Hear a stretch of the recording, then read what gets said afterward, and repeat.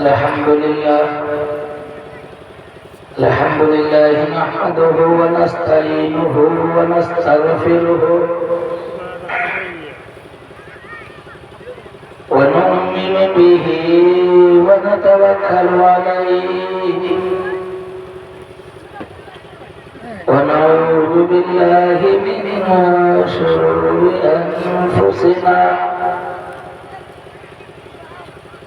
ومن سيئات أعمالنا من يهده الله فلا مضل له ومن يضلله فلا هادي له ونشهد أن سيدنا وسندنا وحبيبنا ومولانا محمدا عبده ورسوله صلى الله تعالى على خير خلقه محمد وعلى آله وأصحابه وبارك وسلم تسليما كثيرا أما بعد فأعوذ بالله من الشيطان الرجيم بسم الله الرحمن الرحيم ألف لام ميم ذلك الكتاب لا ريب فيه هدى للمتقين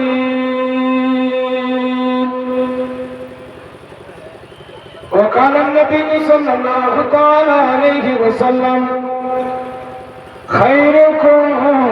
من تعلم القرآن وعلمه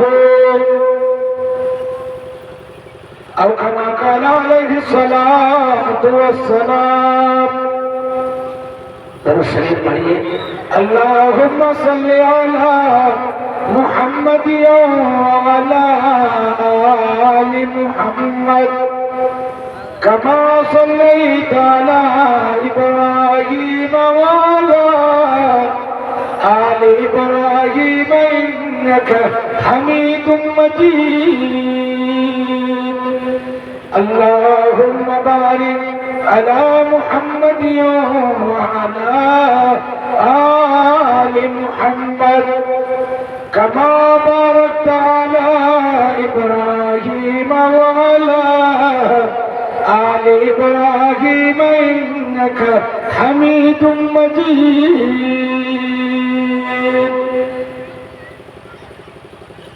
میرے محترم بزرگوں اور دوستوں عزیز ساتھیوں پردہ نشین علماء اور بہنوں اللہ رب العزت کا بے پناہ احسان و کرم ہوا کہ پروردگار نے ہم سب کو اپنے دل کی دنیا کو بدلنے کے لیے یہاں پہ آنے کی توفیق عنایت فرمائی. میں آنے والے تمام سامعین کا شکریہ ادا کرتا ہوں اور مبارکباد دیتا ہوں کہ آپ اپنے دل کی کیفیت کو بدلنے کے لیے یہاں پہ تشریف لائے. اللہ ہم سب کے آنے کو قبول فرمائے. اور میں بے حد ہی شکر گزار ہوں مدرسہ سعیدیہ چنئی کے ناظم محترم اور تمام اساتذہ اور تمام طالب علم اور یہاں کے اراکین کا. میرے بھائیوں میرے بزرگوں دین کی بات وہی سنتا ہے جس کے دل کے اندر اللہ اور اللہ کی محبت ہوا کرتی ہے. وہی دین کی بات سنتا ہے، اور دین کی بات وہی سنتا ہے جو اپنے اندر تبدیلی لانا چاہتا ہے۔ الحمدللہ اس وقت تک آپ یہاں پہ موجود ہیں، یہ اس بات کی دلیل اور شہادت ہے کہ آپ اپنے اندر میں تبدیلی لانا چاہتے ہیں۔ دعا کیجیے کہ اللہ تعالی ہم سب کو نیک بنا دے اور تقوی والی زندگی نصیب فرما دے، کیونکہ اللہ کے نزدیک سب سے زیادہ محبوب انسان، سب سے بہتر انسان وہی ہے جس کے دل کے اندر تقوی ہوگا۔ کیا ہوگا؟ بولے بھائی کیا ہوگا؟ تقوی ہوگا، وہی آدمی اللہ کے نزدیک سب سے زیادہ محبوب ہے۔ رب کائنات کے نزدیک خوبصورت انسان بغیر تقوی کا کوئی محبوبیت نہیں، اور بہت زیادہ پڑھے لکھے ہو مگر تقوی نہیں ہے تو اللہ کے نزدیک کوئی محبوبیت نہیں۔ اللہ کے نزدیک محبوب وہی انسان ہوگا جس کے دل کے اندر تقوی ہوگا، پرہیزگاری ہوگی، جس کے دل کے اندر اللہ کا خوف، اللہ کا ڈر ہوگا، وہی آدمی اللہ کے نزدیک سب سے زیادہ محبوب ہوگا۔ مدنی کریم صلی اللہ تعالی علیہ وسلم نے فرمایا لا فضل لعربی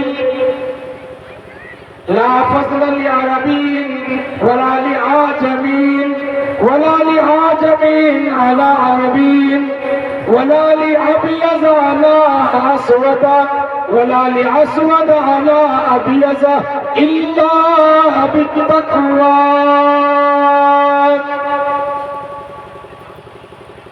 مدنی کریم صلی اللہ تعالی علیہ وسلم نے فرمایا آؤ میری پیاری امتیاں، رب کائنات کے نزدیک کسی عربی کو عجمی پر یا کسی عجمی کو عربی پر، کسی کالے کو گورے پر یا کسی گورے کو کالے پر فضیلت نہیں سوائے تقوی کے۔ انسان کے اندر پرہیزگاری ہوگی، انسان کے اندر تقوی ہوگا،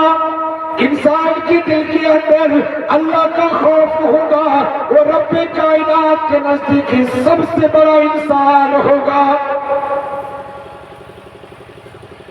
انسان کے اندر تقوی اسی وقت آ سکتا ہے جب وہ انسان اپنا لڑنا بچھونا قرآن کریم کو بنا لے، قرآن کریم کو پڑھنے میں لگا دے، قرآن کریم کو سونے اٹھنے میں پڑھنے میں لگا دے، لہذا قرآن کریم سے محبت کرے، قرآن کریم کے پڑھنے والے سے محبت کرے، اور قرآن کریم کے پڑھانے والے سے محبت کرے، اور قرآن کریم کو دیکھنے سے محبت کرے، اور قرآن کریم کو اپنے سینے میں لگا لے، لہذا وہی آدمی تقوی والا ہوگا۔ کیونکہ مدنی کریم جناب محمد رسول اللہ صلی اللہ تعالی علیہ وسلم نے ارشاد فرمایا اور میری پیاری امتیاں، یہ قرآن ایسی کتاب ہے، یہ کتاب ایسی کتاب ہے کہ جس کے پڑھنے میں بھی ثواب ہے اور جس کے دیکھنے میں بھی ثواب ہے اور جس کے چھونے میں بھی ثواب ہے اور جس سے محبت کرنے میں بھی ثواب ہے۔ یہ کتاب یہ ایسی کتاب ہے کہ اگر کوئی آدمی ایک حرف پڑھتا ہے تو اللہ اس کے نام اعمال میں 10 نیکیاں لکھ دیتا ہے، چاہے وہ سمجھ کے پڑھے چاہے وہ بے سمجھے پڑھے، جیسے بھی پڑھے اللہ اس کو نیکیاں لکھ دیتا ہے۔ اور اگر کوئی پڑھنا نہیں جانتا، صرف قرآن سے محبت کرے اللہ اس محبت کی وجہ سے بھی اس کے نام اعمال میں نیکیاں بھی دیتا ہے۔ ایک بہت بڑا بزرگ تھا، بزرگ یا بوڑھا، ایک بوڑھا آدمی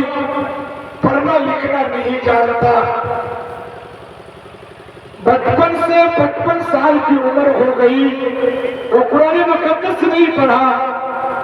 ایسے ہی چلنی مدرسہ آ گیا، بیان ہو رہا تھا، وہ بوڑھے آدمی تقریر کو سنا، کہا کہ قرآن سے محبت کرنی چاہیے، یہ اٹھا اور گھر گیا،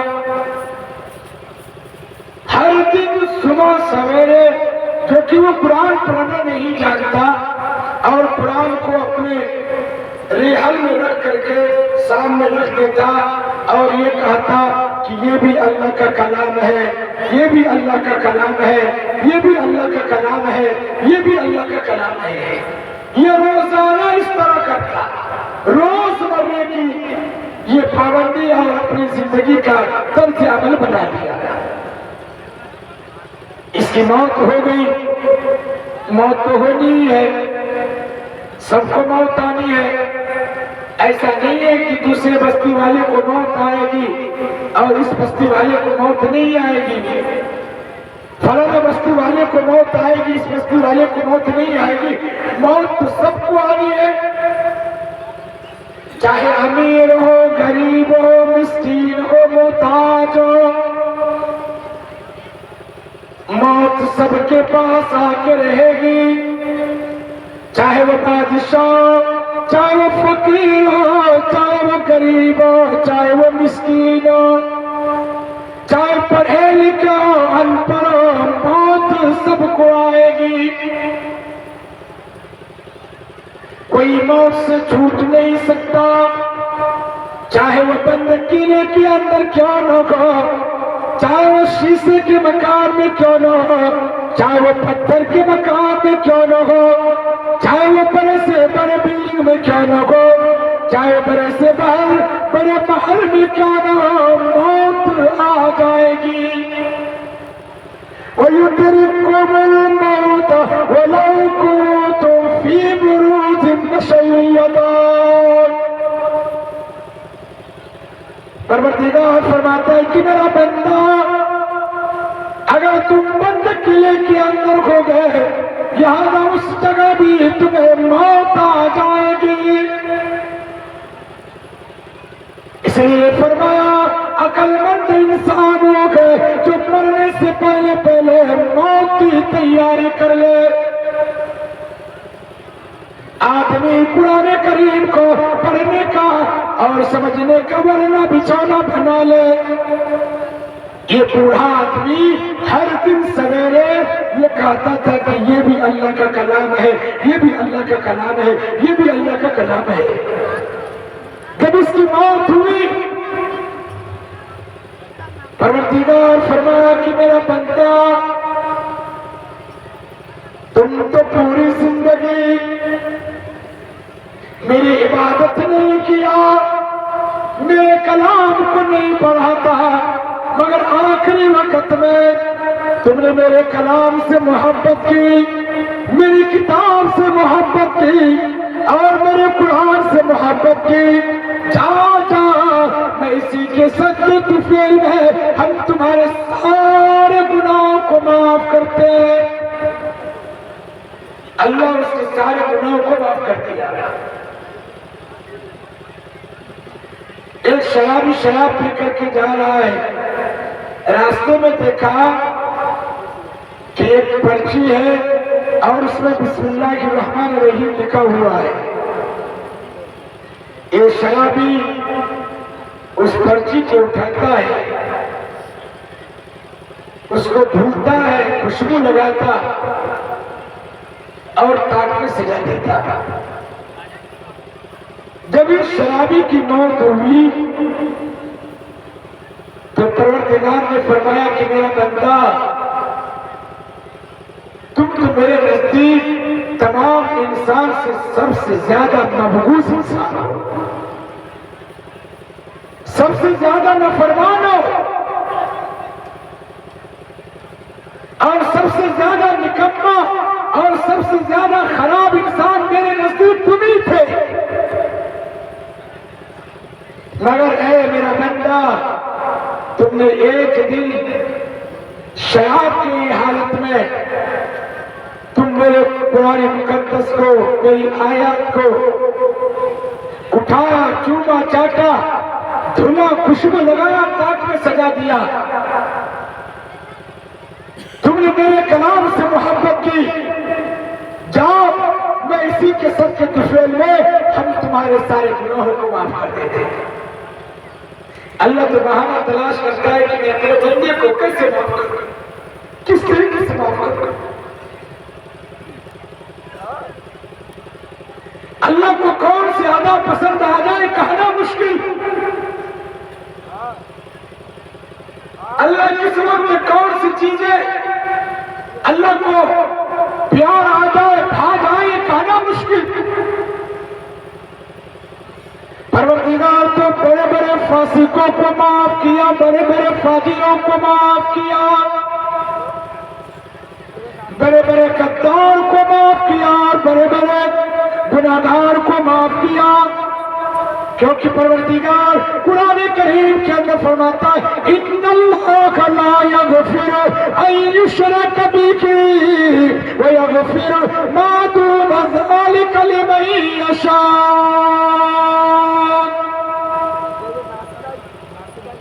پروردگار فرماتا ہے کہ میرا بندہ